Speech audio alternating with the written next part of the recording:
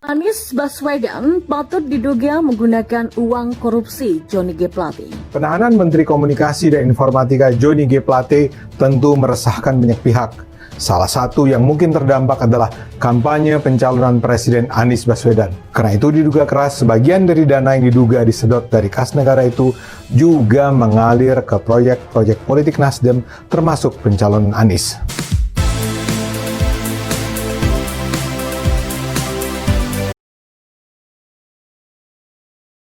Halo semua, selamat datang di Tepik Channel. Bagaimana kabar kalian semua?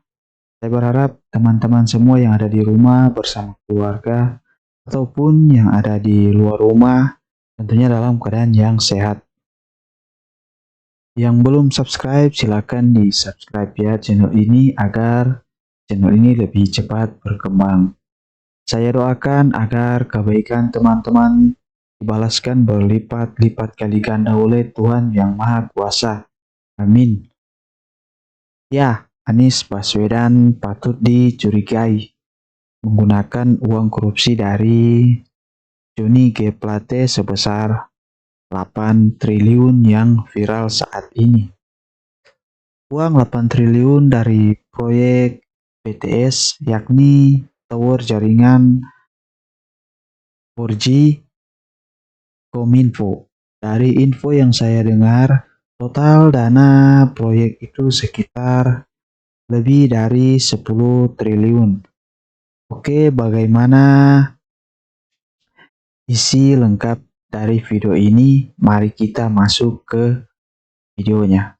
Anies Baswedan patut diduga menggunakan uang korupsi Johnny G. Plate. Penahanan Menteri Komunikasi dan Informatika Johnny G. Plate tentu meresahkan banyak pihak.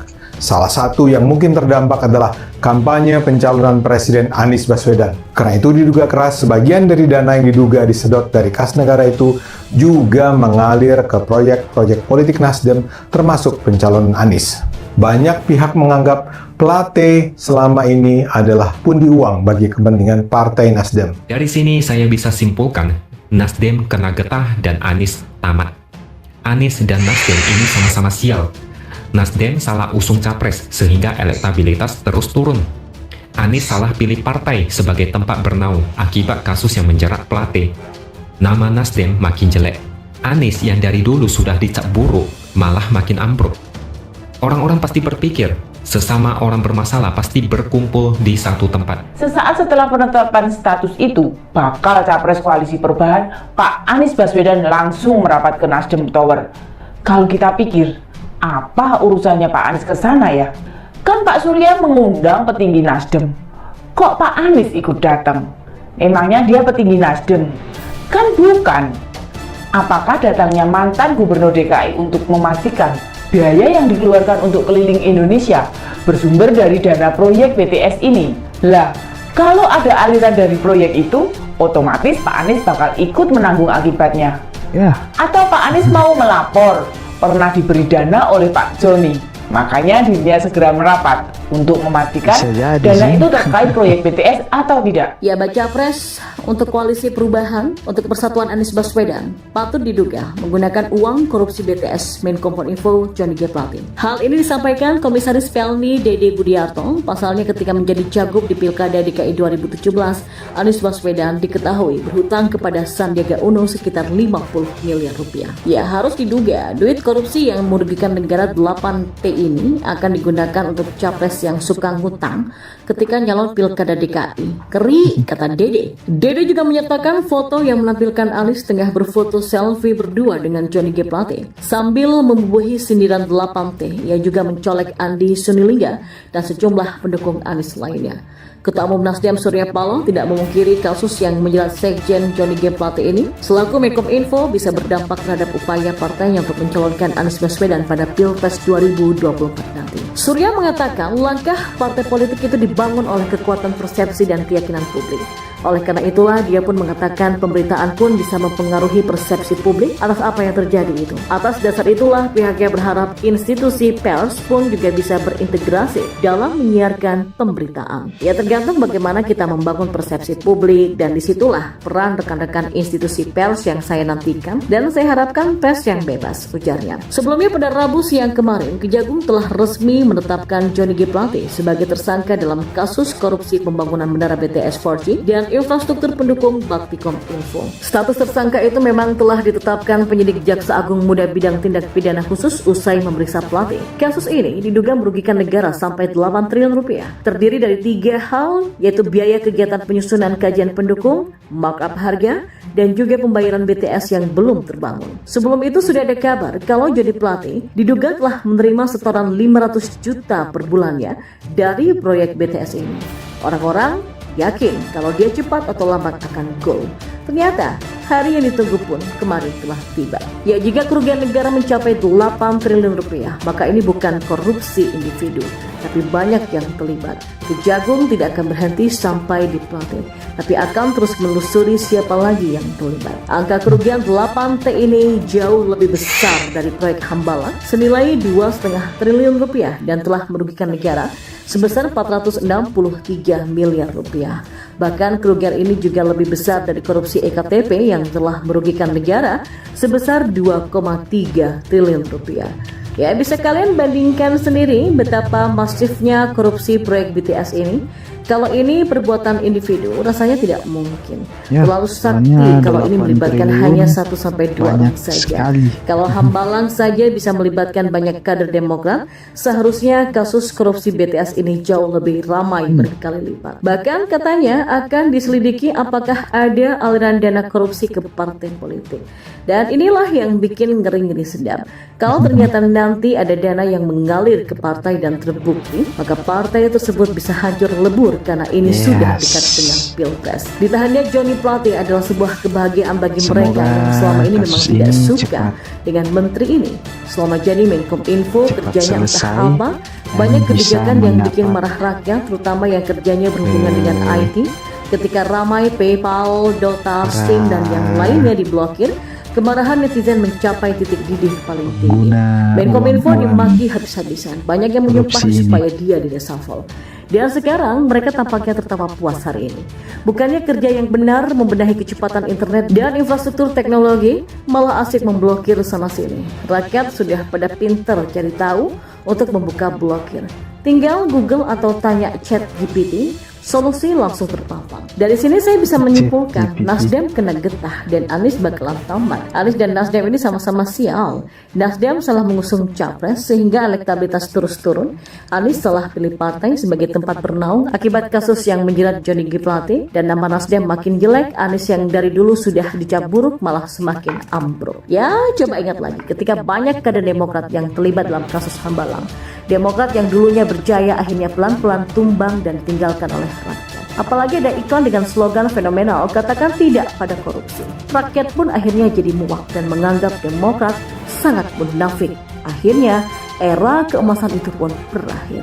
Dan tampaknya Nasdem juga bakal mengalami nasib yang sama. Mungkin lebih parah. Nasdem gak punya kader yang hebat, gak punya pemimpin yang berwibawa. Ada kasus korupsi besar yang menimpa kadernya. Partai ini tinggal tunggu waktu menjadi partai gagal. Mungkin ada yang mulai bergerak dengan narasi Nasdem sedang diincar karena mengusung Anies Baswedan. Sudah ada kok tokoh yang bikin narasi sampah ini. Ada yang mau lempar isu kalau penangkapan terhadap Johnny Plate ini adalah bermuatan politis. Ya memang, kalau mau dicocok logi, semua terhubung dan Nasdem mengusung Anies, melenceng dari gerbong pemerintah, Jokowi menjauh, Nasdem melorot, banyak survei dan sekjen partai ditahan Kejaksaan Agung. Bisa saja memang bikin narasi Nasdem jadi target sasaran kan telah mengusung Anies Baswedan. Saya yakin kelompok sebelah pasti sudah siapkan amunisi ini. Tapi ya biarlah, terserah mereka mau pakai narasi apa. Toh penahanan Plate tidak mungkin sembarangan kalau tak ada bukti. Jadi situ mau teriak itu fitnah atau kriminalisasi. Emang siapa yang peduli? Kalau terbukti salah, ya harus ditindak. Yang jelas Anies semakin terjepit, daya tawar politik dari Nasdem juga semakin lemah. Tinggal kita lihat bagaimana hasil survei selanjutnya setelah ini. Kalau Nasdem makin jeblok ya habis sudah, mungkin parpol lain malas berkoalisi. Anies pun gagal nyapres karena banyak masalah yang terpecah sana-sini. Setelah Joni Plate ditahan, ada sebagian orang yang penasaran apakah Anies juga akan kena di kasus Formula E. Ya, kita tunggu saja dan gak perlu ambil pusing. Nikmati saja apa yang terjadi sambil makan cemilan. Ya, Joni Plate sedang menjadi cerita sekaligus contoh bagaimana seorang pejabat negara juga petugas partai dengan jabatan sekjen gagal menjaga amanah negara untuk menjaga profesionalisme sekaligus menjaga diri dan menjauhkan diri dari godaan korupsi yang selama beberapa waktu sudah menjerat cukup banyak politisi, termasuk yang menjabat sebagai menteri. Tertangkapnya Joni Plate yang merugikan negara senilai 8 triliun rupiah ini juga mengingatkan kita akan peristiwa serupa pada 2015 silam yang juga melibatkan sekjen Partai Nasdem, partai politik yang dipimpin sekaligus didirikan oleh Surya Paloh. Tidak layak Partai Nasdem dipertahankan. Itu kata Surya Paloh usai membuka acara pembekalan caleg Partai Nasdem pada 3 Juni 2015 silam. Pernyataan itu keluar seiring janji Paloh bahwa dirinya akan membubarkan Nasdem jika ada kadernya yang korupsi. Apesnya, tak lama setelah berjanji, Sekjen Nasdem yang bernama Patrice Rio Capella justru ditetapkan sebagai tersangka oleh KPK. Capella jadi tersangka untuk perkara pengamanan kasus bansos dengan menerima suap 200 juta rupiah dari Gubernur Sumatera Utara nonaktif Gatot Pujo Nugroho. Tapi pihak publik se-Indonesia tahu bahwa janji Surya Paloh hanya omong kosong karena sampai kasus Joni Plate terjadi, Partai Nasdem masih belum ada tanda-tanda dibubarkan, bahkan kini masih ada di koalisi pemerintahan Jokowi Ma'ruf sejak 2019 silam.